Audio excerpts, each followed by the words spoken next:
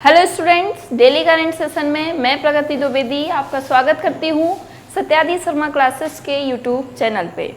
आज हम जानेंगे जो हमारे डेली के करंट के क्वेश्चंस रहते हैं, डेली मैं वो आपके सामने लेके आती हूँ जिससे जो आपकी तैयारी में है वो क्या हो जाए, चार चांद लग जाए, है ना। तो तैयारी को आपको बंद नहीं करना है, नहीं सोचो कि मैडम वैकेंसी आ नहीं रही है तो पढ़ के क्या करेंगे। बात सही है, वैकेंसी नहीं आ रही है बट आएगी, है ना। तो पेशेंस बहुत ज़रूरी रहता है ज़िंदगी में, तो उसको बनाए रखना है और आपकी तैयारी को बंद नहीं करना है ना। तो तैयारी कंटिन्यू रखना है, नहीं तो एकदम से आ गई तो आप लोग भड़बड़ा जाओगे, फिर कुछ भी नहीं कर पाओगे, इसलिए तैयारी कंटिन्यू रखना है। चलिए स्टार्ट करें। क्वेश्चन नंबर फर्स्ट आपके सामने, किस राज्य की सिरार खोंग, हाथी मिर्च और तामेंगलोंग संतरा, ये दो चीज़ें हैं, एक मिर्च और एक संतरा को भौगोलिक सूचकांक यानी जीआई टैग दिया गया है। ये पूछ रहे हैं कि जो सिरार खोंग है मिर्च और तामेंगलोंग संतरा, इनको कहाँ के इनको जीआई टैग दिया गया है। आपके ऑप्शंस हैं मेघालय, तमिलनाडु, राजस्थान या फिर मणिपुर। ये देख रहे हो आप लोग, ये रहे संतरा और ये रही मिर्च। भाई मिर्च कितनी बढ़िया दिख रही है, लाल लाल है ना। हाँ, तो इसीलिए तो इसको जीआई टैग दिया गया है। तो किस राज्य की सरकार ने ये दिया है, तो ये दिया है मणिपुर राज्य सरकार ने, है ना। मणिपुर राज्य सरकार ने इन दोनों को जीआई टैग दिया है। अब जीआई टैग की बात हो रही है तो आप पहले ये जान लो कि जीआई टैग एग्जैक्टली होता क्या है। जीआई यानी ज्योग्राफिकल इंडिकेशन। जीआई टैग किसी भी उत्पाद के लिए एक प्रतीक चिन्ह के समान होता है। यह उत्पाद की विशिष्ट भौगोलिक उत्पत्ति एवं विशेष गुणवत्ता और पहचान के आधार पर दिया जाता है। मतलब कुल मिला के उसकी क्वालिटी, खूबसूरती सब कुछ देख के जीआई टैग दिया जाता है, ठीक है। अब वो जो मिर्च थी वो काफी तीखी होगी, इसीलिए उसको जीआई टैग दिया। देखने में तो थी सुंदर, है ना।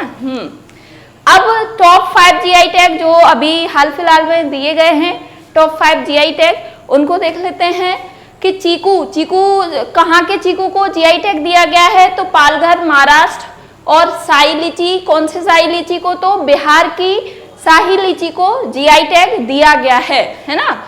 और कहाँ के कांटेदार बैगन, कांटेदार जो बैगन होता है ना, बैगन का भी एक टाइप होता है कांटेदार बैगन, उसको भी क्या दिया गया है, जीआई टैग।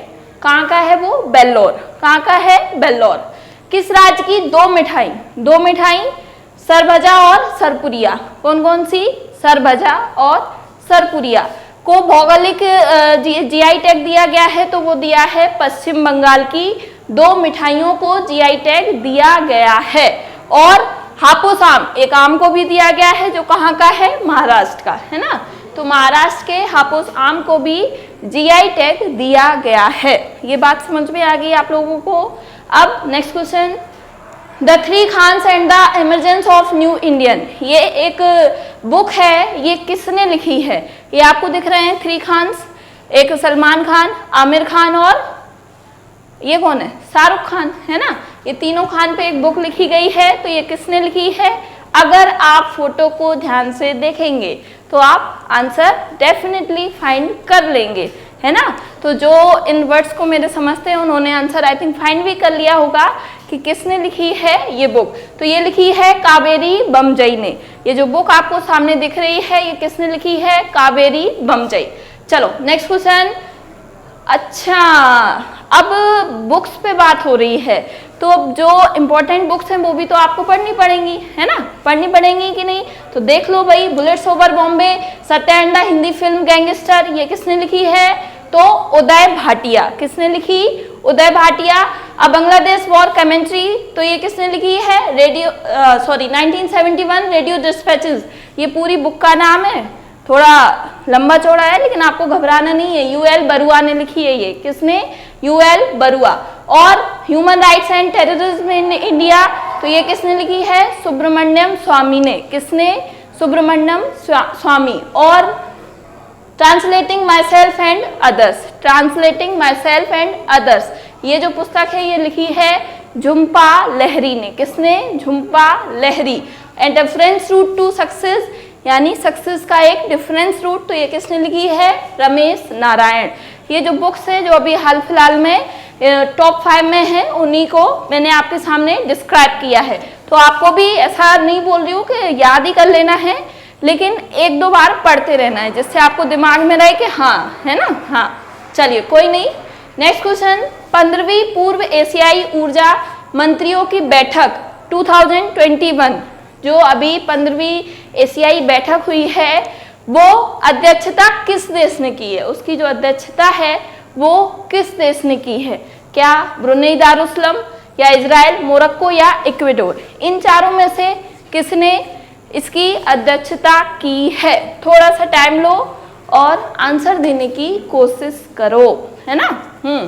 बार बार बोलती हूँ कोशिश करो, आप लोग करते नहीं हो क्या?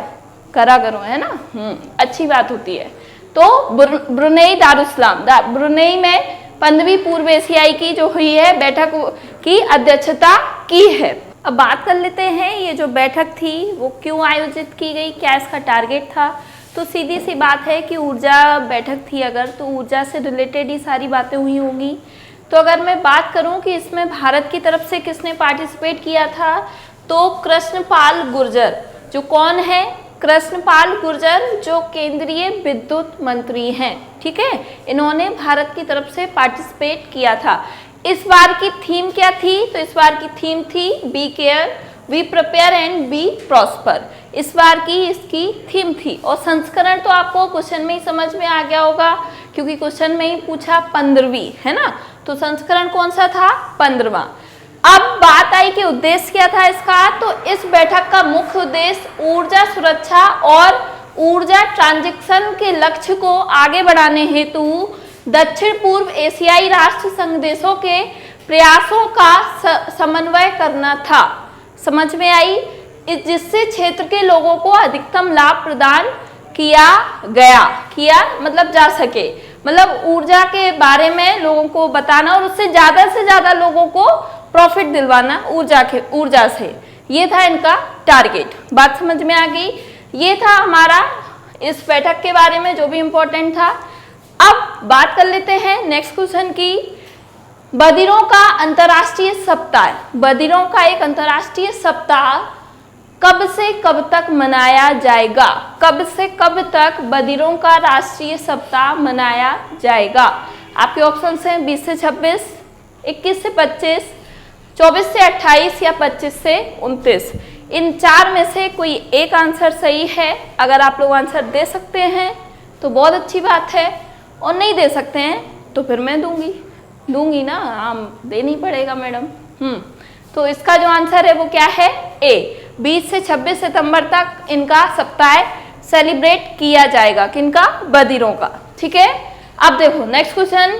अब बदिरों के से रिलेटेड क्या कुछ आपकी इंफॉर्मेशन हो सकती है कि ये सितंबर के आखिरी रविवार को समाप्त होने वाले पूरे सप्ताह के बदिरों के अंतर्राष्ट्रीय सप्ताह के रूप में मनाया जाता है। मतलब सितंबर का जो लास्ट रविवार होता है उसके होने वाले पूरे सप्ताह, उसके मतलब लास्ट रविवार से होने वाले पूरे सप्ताह में इनका जो सप्ताह मनाया जाता है, उसी सप्ताह में सेलिब्रेट किया जाता है इनका ये जो भी है। ठीक है। क्या है? बदिरों का सप्ताह है भाई, ऐसा कुछ नहीं है ना। हाँ, 2021 में इसकी 20 से 26 सितंबर जो अभी मैंने बताया जो सप्ताह था, 2021 तक मनाया जा रहा है। और इसकी थीम क्या थी 2021 की? तो उत्पन्न बधिर समुदायों का जश्न मनाना। ये इनकी क्या थी? थीम थी, उत्पन्न बधिर समुदायों का जश्न मनाना। ये इस बार की थीम थी। अब क्वेश्चन नंबर नेक्स्ट। सीमा सड़क संगठन द्वारा किस राज्य या केंद्र शासित प्रदेश में दुनिया की सबसे ऊंची सड़क बनाई गई है?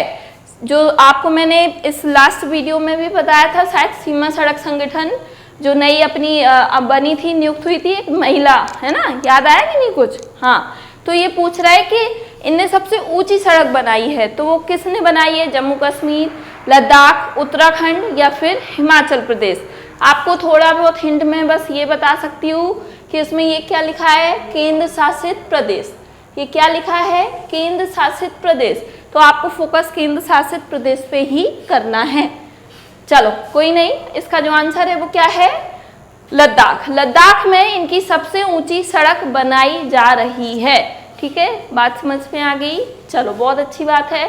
Question number 6, Indian Premier League. I think ये मोस्टली लोगों को आंसर पता होगा। आईपीएल की एक टीम के लिए 200 मैच खेलने वाले पहले खिलाड़ी कौन से हैं? आईपीएल में 200 मैच खेलने वाले पहले खिलाड़ी कौन से हैं? आपके ऑप्शंस हैं विराट कोहली, रोहित शर्मा, श्रेयस अय्यर या एमएस धोनी। कौन है? एमएस धोनी क्या या फिर विराट कोहली? कौन है? आप लोगों को क्वेश्चन देख के आई थिंक यही दो ऑप्शन में थोड़ा सा कंफ्यूजन होता होगा, या विराट या फिर एमएस, है ना। चलो कोई नहीं, इसका जो आंसर है वो क्या है? विराट कोहली। विराट कोहली ने 200 रन जो किए हैं, 200 मैच खेलने वाले पहले खिलाड़ी बने हैं विराट कोहली आईपीएल में। चलिए, कौन सा देश बच्चों का सामूहिक टीकाकरण शुरू करने वाला पहला देश बन गया है? कौन से देश ने बच्चों के टीकाकरण का सामूहिक जो प्रोग्राम होता है उसका पहला देश कौन सा बना है? आपके ऑप्शन है कनाडा, स्पेन, क्यूबा। इन तीनों में से कोई नहीं। कौन सा आंसर होगा? जल्दी जल्दी आंसर देने की कोशिश कीजिए, क्योंकि टाइमिंग कम रहता है और आपको जल्दी जल्दी मुझे क्वेश्चन बहुत सारे कवर करवाने रहते हैं, है ना। तो इसका जो आंसर है वो क्यूबा। क्यूबा ने पहला देश बना है बच्चों के टीकाकरण के लिए। अब विश्व अल्जाइमर दिवस। विश्व अल्जाइमर दिवस। अल्जाइमर क्या होती है? एक बीमारी होती है। क्या होती है? बीमारी, मस्तिष्क की बीमारी होती है जो याददाश्त से रिलेटेड होती है। और मोस्टली जो अल्जाइमर बीमारी है वो 60 साल से ऊपर जो लोग हो जाते हैं उन्हें हो जाती है। आप लोगों ने देखा होगा कि दादी बाबा को हो जाती है ना भूलने की बीमारी एक तरह से। हाँ, तो इसका जो आंसर है वो क्या है? 21 सितंबर। 21 सितंबर को विश्व अल्जाइमर दिवस मनाया गया। चलो, इस दिन को मनाए जाने का उद्देश्य अल्जाइमर रोग और इससे संबंधित भ्रांतियों के बारे में जागरूकता बढ़ाना है। सीधा सा टारगेट है कि अगर कोई दिन सेलिब्रेट किया जाता है जिस दिन से वो रिलेटेड होता है तो उसी के बारे में तो बताएंगे, है ना। आपको याद क्या रखना है? थीम, ठीक है। तो इस बार की थीम क्या थी? मनोभ्रंश को जाने, अल्जाइमर को जाने। किसको जाने? मनोभ्रंश को जाने, अल्जाइमर को जाने। और अल्जाइमर होता क्या है? जैसा कि मैंने अभी बताया, ये मस्तिष्क से जुड़ी एक बीमारी होती है जो 60 साल से ज्यादा के लोगों को हो जाती है, ठीक है। चलिए नेक्स्ट क्वेश्चन। अच्छा, अब डे पे क्वेश्चन है तो अब डे पे तो बात होगी, है ना। आप लोगों को याद है ना कि चिकित्सा और वो साक्षरता दिवस एक साथ एक ही दिन मनाया जाता है, याद है ना। याद है तो बहुत अच्छी बात है। 8 सितंबर चिकित्सा दिवस और साक्षरता दिवस सेम डे, है ना। वन्यजीव दिवस 4 सितंबर, हिमालय दिवस 9 सितंबर and World Suicide Prevention Day 10 सितंबर। इनको याद रखना है, याद करते हुए चलना है, डेज को भूलना नहीं है। Next, Ramkrishna Bajaj memorial global award 2021 से किसे सम्मानित किया गया है? ये जो रामकृष्ण बजाज है मेमोरियल ग्लोबल अवार्ड, इसे किसे सम्मानित किया गया है? रमेश चंद्र अग्रवाल, गौतम अडानी, मुकेश अंबानी या फिर हेमंत शर्मा। अभी मुकेश अंबानी है क्या? देख लो अब भाई, अगर हो तो फिर हो सकता है ना। चलिए कोई बात नहीं। इसका जो आंसर है वो क्या है? गौतम अडानी। ये जो आपको सामने दिख रहे हैं ये गौतम जी हैं। इन्होंने ही हाल ही में Ramkrishna Bajaj memorial global award अपने नाम किया है, यानी जीता है। चलिए, अब योगेश्वर सांगवान। योगेश्वर सांगवान किस देश में भारत के अगले राजदूत बने हैं? भारत के अगले राजदूत योगेश्वर जी हैं, वो कहाँ के राजदूत बने हैं ये आपको बताना है। क्या वो दुबई के हैं, इरिट्रिया के हैं, इटली या पराग्वे? थोड़ा सा टाइम लीजिए और आंसर देने की कोशिश कीजिए। चलिए कोई बात नहीं, इसका जो आंसर है वो क्या है? पराग्वे। ये पराग्वे के नए भारत के राजदूत नियुक्त किए गए हैं। अब यहाँ बात राजदूत की हो रही है तो राजदूत आपको और बता देती हूँ कि हाल फिलहाल में कौन कौन से नए राजदूत नियुक्त किए गए हैं। अंकन बनर्जी मोजाम्बिक के भारत के राजदूत बने हैं।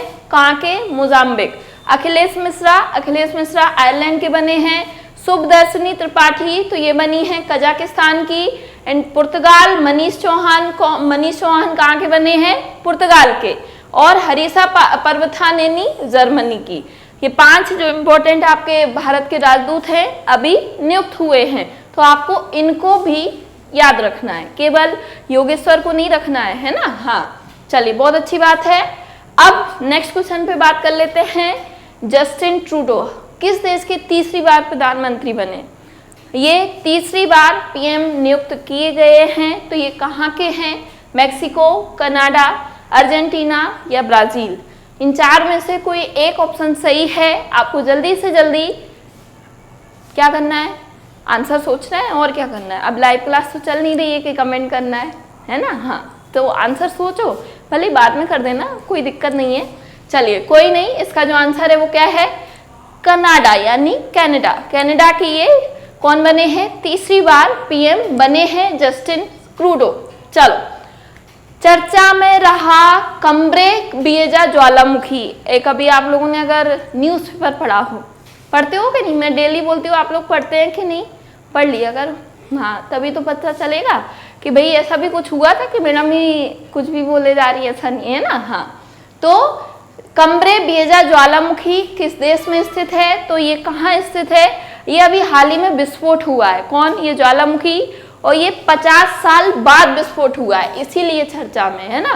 ये मत सोचना कि भाई ये ज्वालामुखी कैसे है ना। हाँ, चलो, तो इसका जो आंसर है वो कहाँ है? क्या है? स्पेन। स्पेन में ये ज्वालामुखी स्थित है, जो अभी मैंने बताया कि कितने साल बाद? 50 साल बाद इसमें विस्फोट हुआ है।